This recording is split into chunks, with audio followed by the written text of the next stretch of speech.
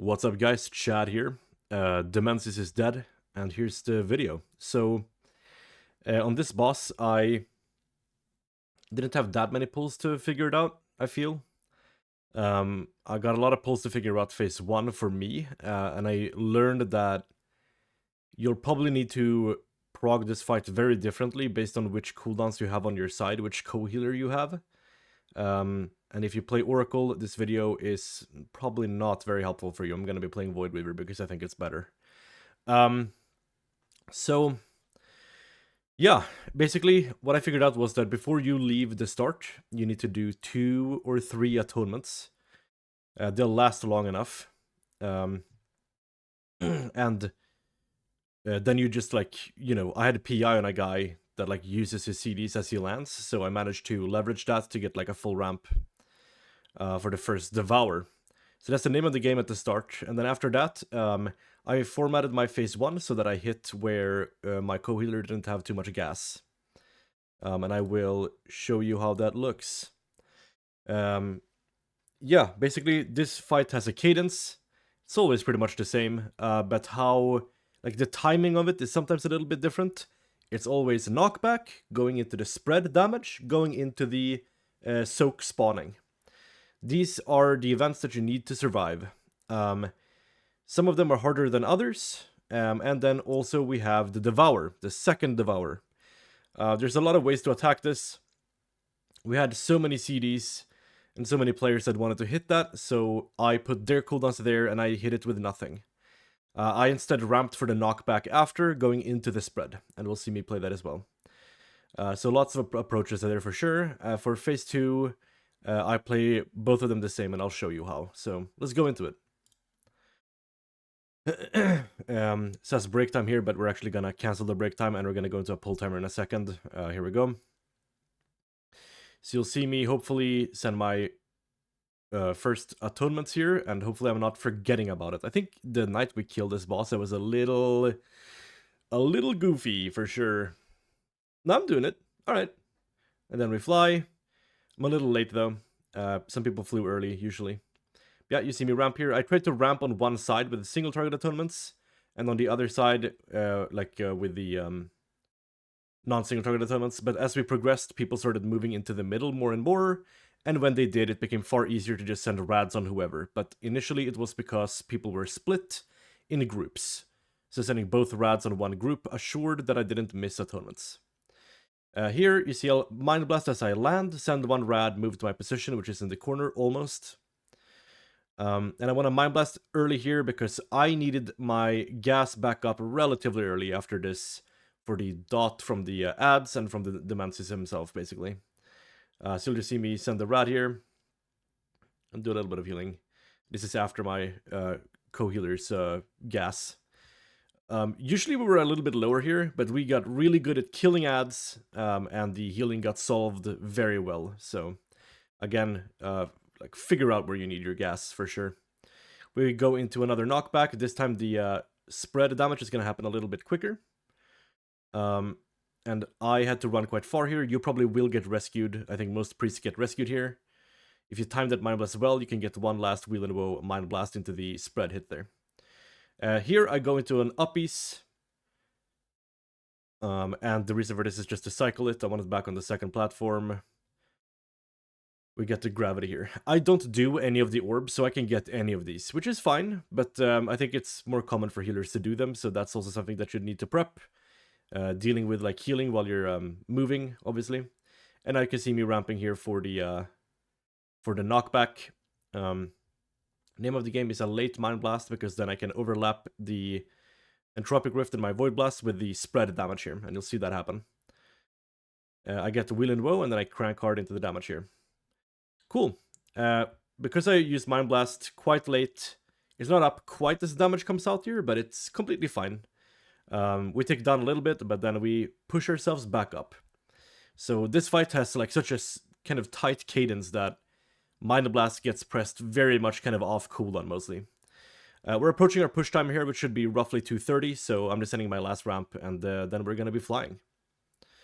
And we can talk a bit about phase 2 while we fly. Cool. So, In phase 2, I realized that I wanted to ramp for the pushback, and I got told that you can't do this. This is a lie. They lied to you. It's just made up. It's simply more about pre-moving and being cautious with your globals and understanding how the damage works. So because I want to line up evangelism with the pushbacks, I'm going to simply send a Void Wraith almost as I land to get it back up, and I'm gonna send only one rad on the first ramp to make it not as tight. So you see me send it there. I send my Void Wraith. You get some mana and you get some use out of it as well. I finish. You can't go too wide here because you're gonna overlap when you need to start your ramp, and I think I do that a little bit here. 12 seconds on the pushback, you want to start your ramp here. I think I do manage, actually. I think I start exactly at 12, actually. I go to my soak here. I want to be in the middle. I'm finishing my ramp, and then I go rad, and now these go quite far, unfortunately, which means I can't pre-move as much as I'd like. But you can move into like the puddles on the floor even. You see me get the Wheel and Woe Void Blaster there, and then we hit the dot after. The dot on the platforms hurts a lot. It's very worthwhile to just continue cranking, even if the pushback damage is over. And then after that, we go into the last ramp, and because of how we push this, I sent Mind Blast on the ad here, otherwise the guy died with Schism and everything, and I had to retarget, so... this guy catches my last ramp, and then he despawns. And then we go to the next platform. So, name of the game is the exact same on the next platform, except we have uppies this time, and the reason why I wanted uppies here is because the second platform is harder. The ad lives longer, and it's going to live longer for your guild too, unless you are killing this very late. And the problem with that is that you are going to need to do the soaks at the end, and then you're going to get pushed back as you're killing the ad, quite likely. And that means that you're going to be unable to cast while you're taking damage. So I wanted more gas for the end of this platform. So that is what I opted to do. But yeah, you see the same thing here. I send my pet early, send one rad, Mind Blast, we crank a little bit into the dot damage, and as you can see, the dot damage is intense, so do not be afraid of just sending gas like this. It does a lot of healing. Now here, people are gonna stand in the puddle on the floor. I don't know why, but I was really late on my barrier there, but I used barriers so people could stack up and pre-move, and it helped a lot.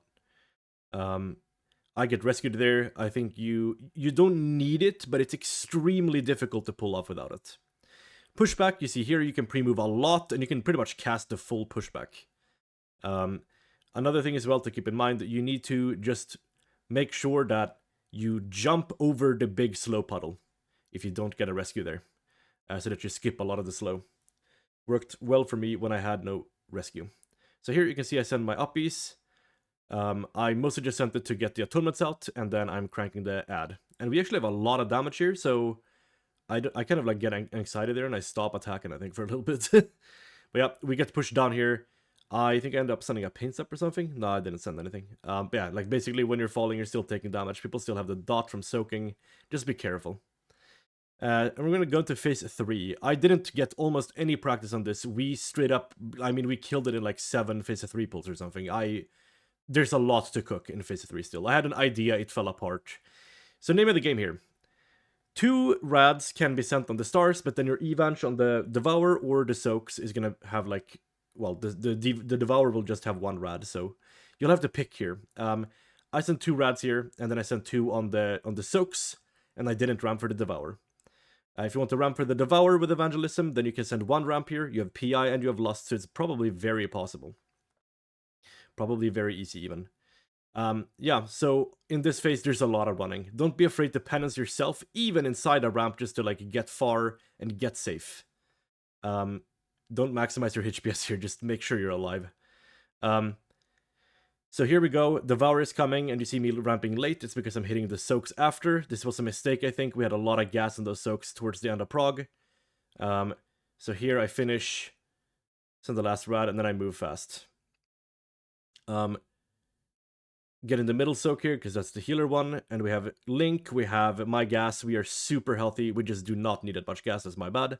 But yeah, pick and choose where you're strongest, you shouldn't hit. You can hit both of them, and the adjustments have been mentioned earlier. It's either 1 rad on the first stars, or 1 rad on the Devour, so pick and choose. Again, we get the circles, the thingies. Just make sure that you're playing them safe. Use personals, watch people's health, do mini ramps. Those rings that we just went through, they are a mini ramp because they happen right as the soaks go out, as you saw. So we definitely want to kind of hit that with something. Here I send Void Wraith, that's when it's like 30 seconds left on the Devour, so it covers this ramp as well. And then I'm gonna ramp for Devour here in a second. I'm panicking a little bit, so I'm gonna be late on the ramp. I'm just making sure I'm alive. Here I think the boss is quite low, and I think I panic, and I don't... Do I ramp? We'll see. We'll see. Yeah, I think I try to ramp. A little late, some might say. A lot of people might say, in fact. Anyway, I don't want to talk about it. It's a whole thing.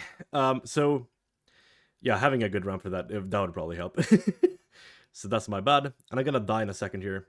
Just playing straight up poorly. So we're gonna get pulled in. There's very few of us alive.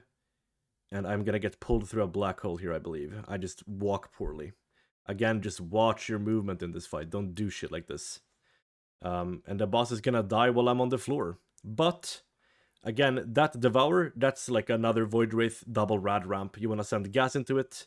In between that, you just send that mini ramp for the rings, ×2.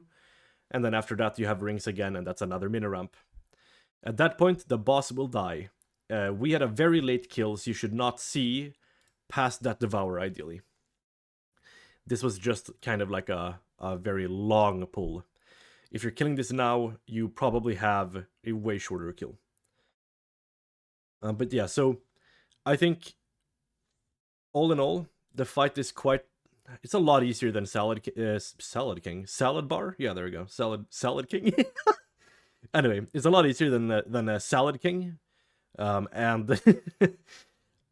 yeah, there's just not a lot to, like, maximize, I think. You just kind of crank on cooldown.